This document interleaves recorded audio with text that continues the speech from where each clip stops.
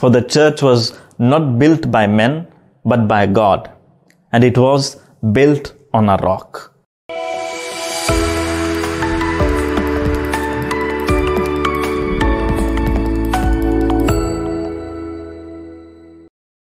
Today we celebrate the solemnity of Saints Peter and Paul, the two pillars of early Christianity. We read in today's Gospel passage that Jesus travels with his disciples to the region of Caesarea Philippi, a place known for its pagan worship and diverse religious influences. Here he poses a crucial question to his disciples: who do people say that the Son of Man is?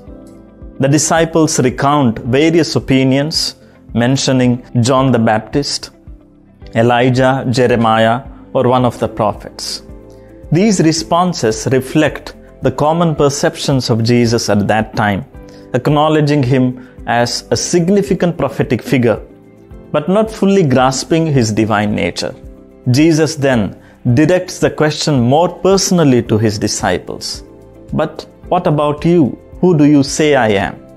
This moment is crucial as it challenges the disciples to declare their own understanding and belief.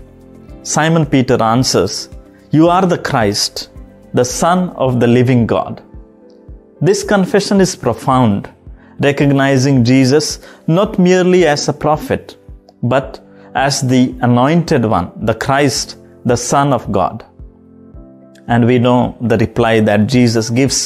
He says, "And I tell you, you are Peter, and on this rock I will build my church, and the gates of hell shall not prevail against it."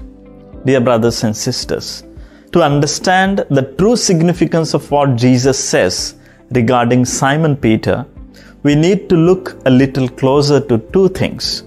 First, the specific words that Jesus uses, and second, the place or location in which Jesus says these words.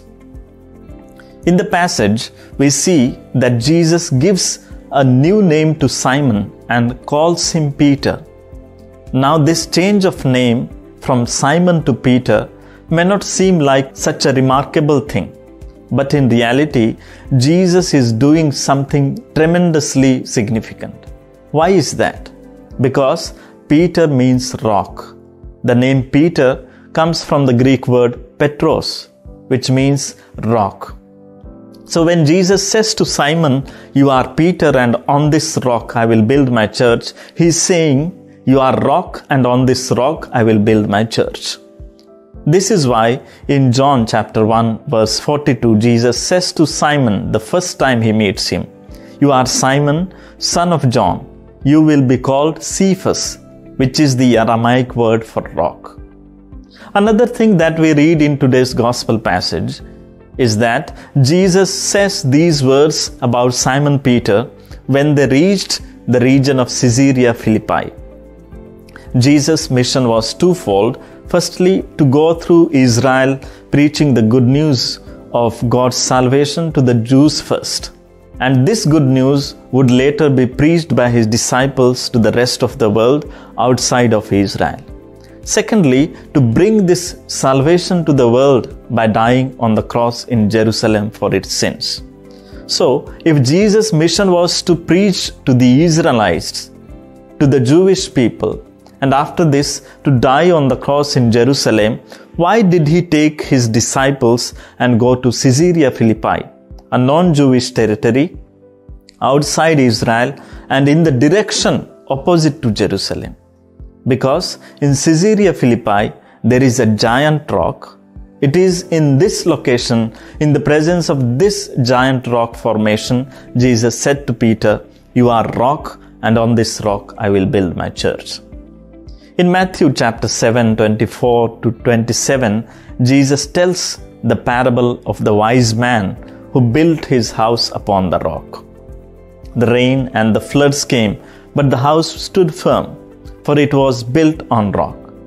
Dear brothers and sisters, Jesus is that wise man who built the Catholic Church on the sure foundation of St. Peter.